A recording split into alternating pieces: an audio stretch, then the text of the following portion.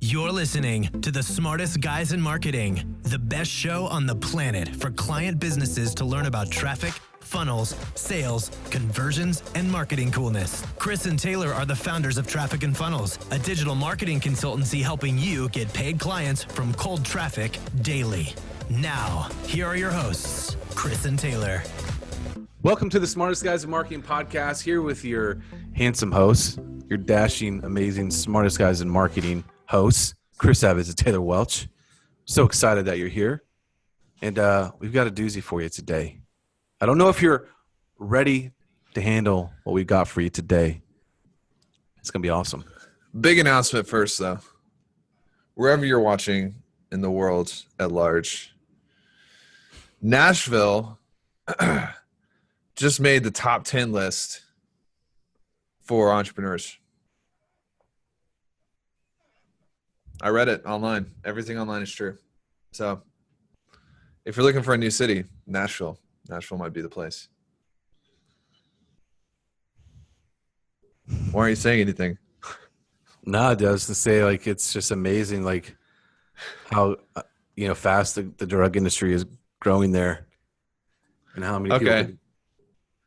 It has nothing to do with drugs, okay, bro? It has everything to do with traffic and funnels. The entrepreneurial opportunity is just fantastic. You can get a meth lab. Traffic and funnels is just helping the city so much that entrepreneurs can now move here and have hope and a future and a dream. It's true.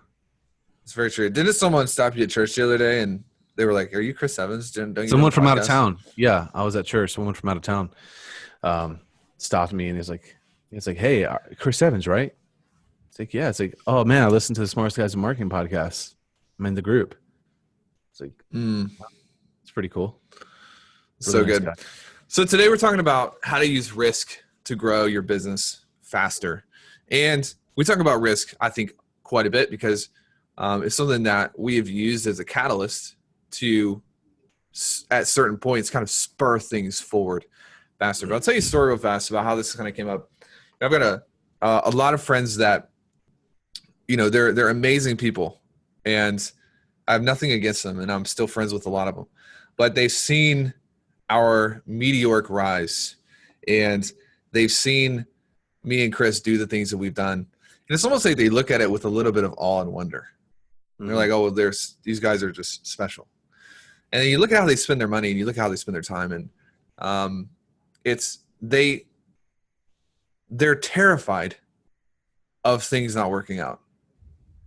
And I'm talking about like one or two people in particular who, it's just like they keep working the same job because they're afraid that if they go out on their own, then it's not going to work out. Or they are spending money on things that really don't make sense. It's amazing to me how people attach zero risk into buying a new car when they don't need one, and 100% risk into getting a mentor. This is fascinating to me. How people will go out and buy $1,000 iPhone when they have a perfectly good iPhone. There's no risk there. That's not risky at all. But spending $1,000 on a course, big risk. That's the reason that you're still where you're at. That's the reason you don't have. Anyways, we can go off on a tangent. But risk is an asset. It's a tool. It's something that you have to use. If you don't risk anything, you're probably not growing. And the quote from Warren Buffett that kind of started us, as we like to call him, Uncle Warren. Uncle Warren, thank you for the call the other day. It's a pleasure to be able to loan you money when you need it. In time. I'm a big donor. Anyways, he said, risk comes from not knowing what you're doing. It doesn't come from the markets. It doesn't come from the economy. It comes from not knowing what you're doing and not understanding how to use risk as an asset. So we're going to talk about four key mental shifts to be able to use risk to grow your business faster. And this is coming from people. We didn't study this. We're freaking doing it. There are two types of learning. You can either read a bunch of books and interview a bunch of authors, or you can go out with your own money and your own time, and you can go into the school of hard knocks with experience. That's what these 4 points are coming from. Dude, that's really good. Risk comes from not knowing what you're doing. Just want to soak that in a little bit. Hey, if you haven't listened to the last podcast we did about success rehearsals, go listen to that because that's going to tie in with this a little bit. Yeah. And I think there's two parts of this before we jump into the 4 keys. Risk comes from not knowing what you're doing. I think, that has to do with rehearsing what we talked about in the last podcast, but also having the right people in your life to help you. The people who have already walked the course, who've already paved the way. It blows my mind. It's absolutely astonishing the amount of people who think that they're going to get to the top of the mountain by blazing their own trail, and they've got like massive backpack filled with weights and supplies and stuff. And it's like, dude, people have already like blazed a trail and they've already built steps and maybe even an escalator already. Like they can get you to that. It's going to make your journey to the top way easier. But you think in your mind that you're going to be heroic or you have just all the potential in the world to just do it yourself. You're going to go get a machete or whatever and just like cut down trees. Like, dude, that's the dumbest thing you could ever do. Anyways. Yeah.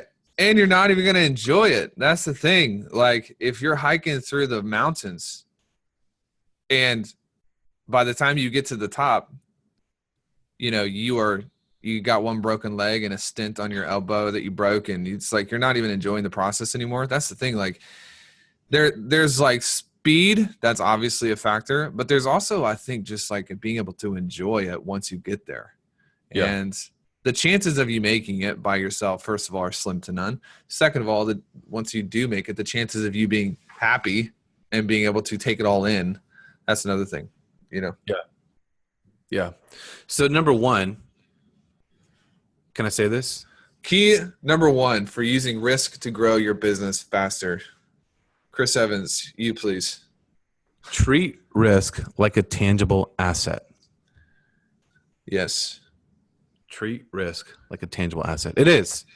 Just like if you spend $1 million all at once, that'd be pretty like destabilizing. Yeah. If you use all your risk at once, that's unwise. Like that would be stupid. You'd get attacked by bears and wolves and you would die. Right. Yeah, well, I think the biggest thing is people think that risk is this mental, like ethereal kind of thing. It's like, no.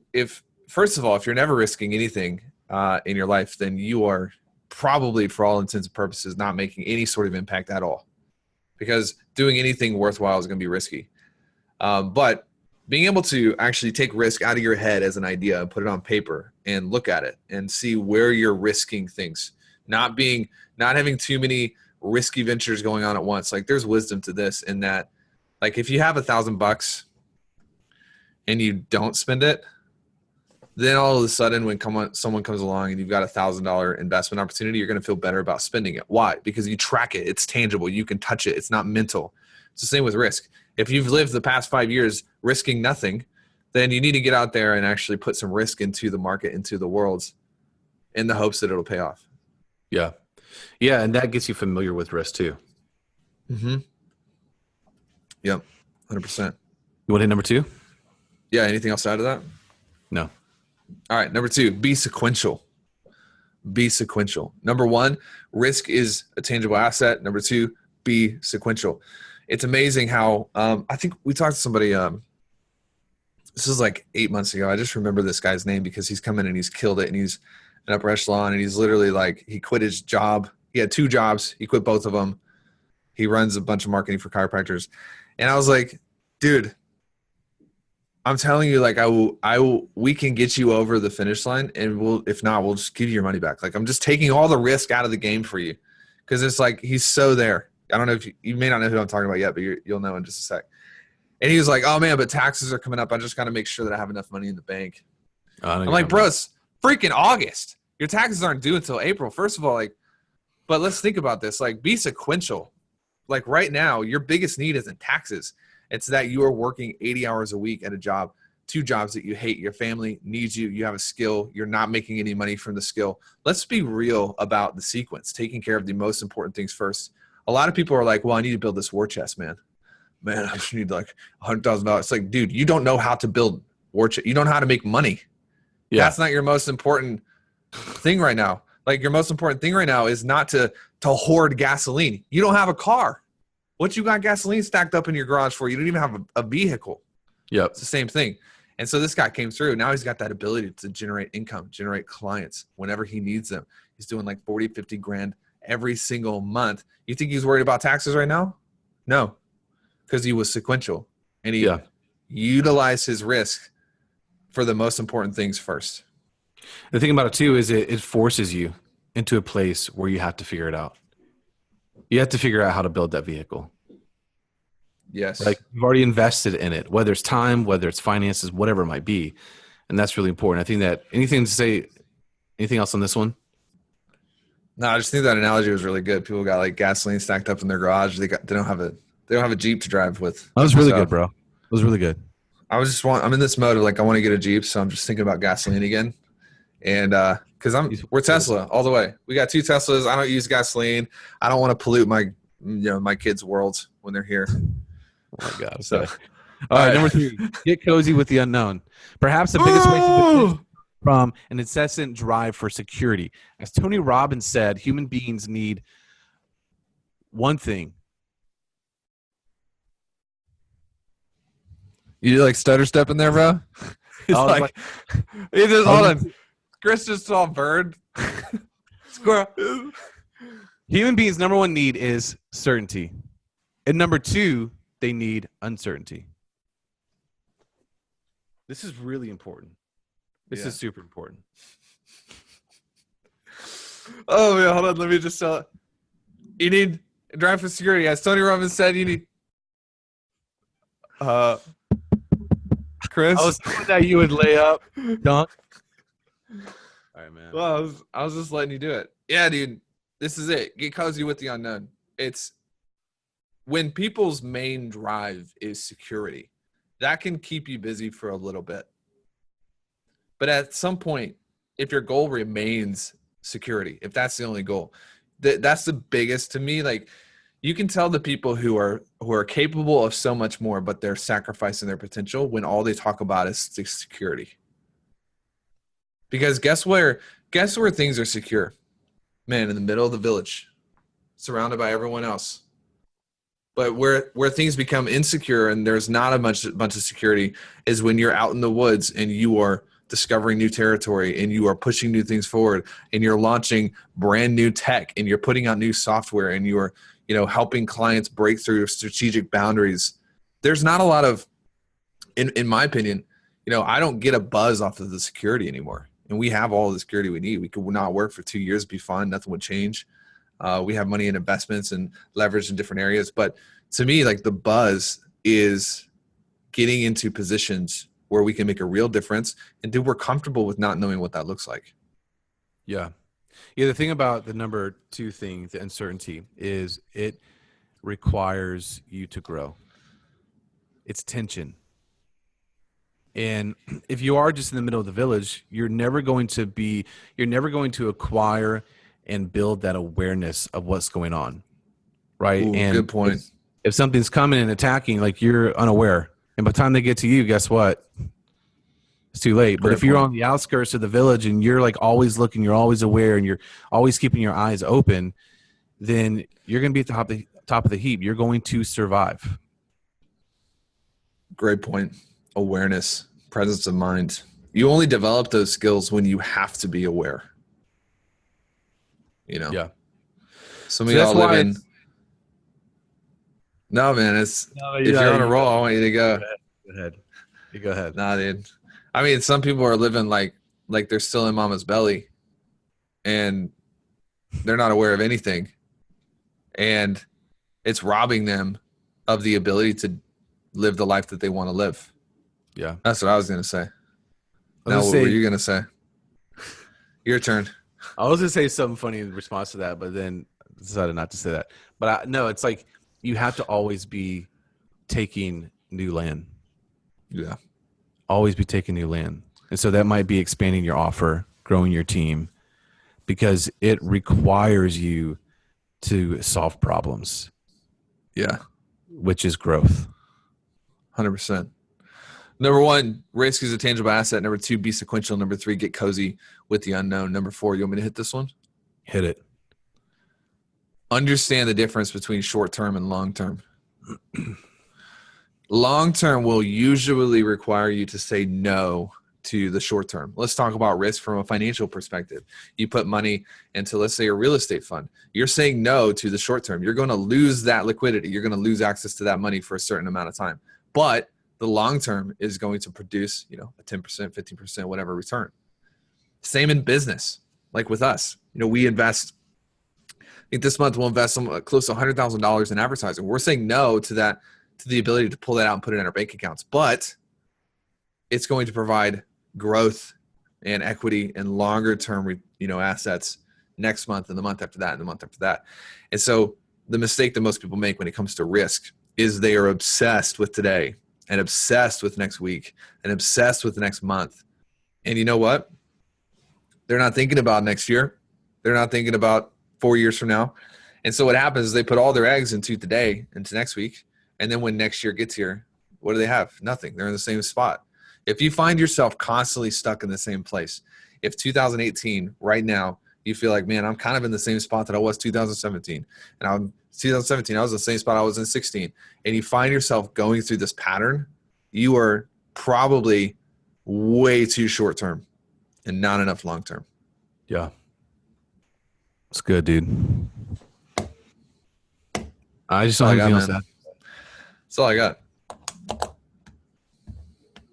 Well, I guess this is the end. trafficandfunnels.com/gift, GIFT. A lot of you, I know you've typed it into your chat, GYFT, but it's GIFT. It's probably why it didn't work for you. Just blazing the trail for you. Oh, man. Funny story. We make mistakes like that all the time. Like when we first launched the memos, remember people kept buying over and over and they're like, it won't take my card. It's like, oh, I didn't have it hooked up in Infusionsoft. Well, we just came through the holidays and we had our webinar platform set up. Like we had to go in and make this set up to where it turned all of the webinars off for the holidays. And we're like, what the crap? Why are people not registering? And it's like, well, Webinar Jam, we have it turned off for the holidays. It took us like 4 days to figure that out. Hashtag Smart Guys in Marketing. That's right. All right. See you guys. Yeah. Bye.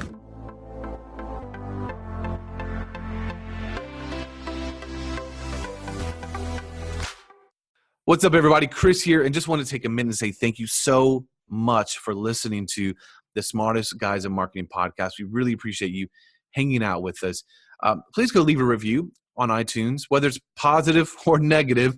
We want to hear your feedback and know what you're thinking and how we can improve. And if you know anybody that needs to hear what we're saying, please share with them.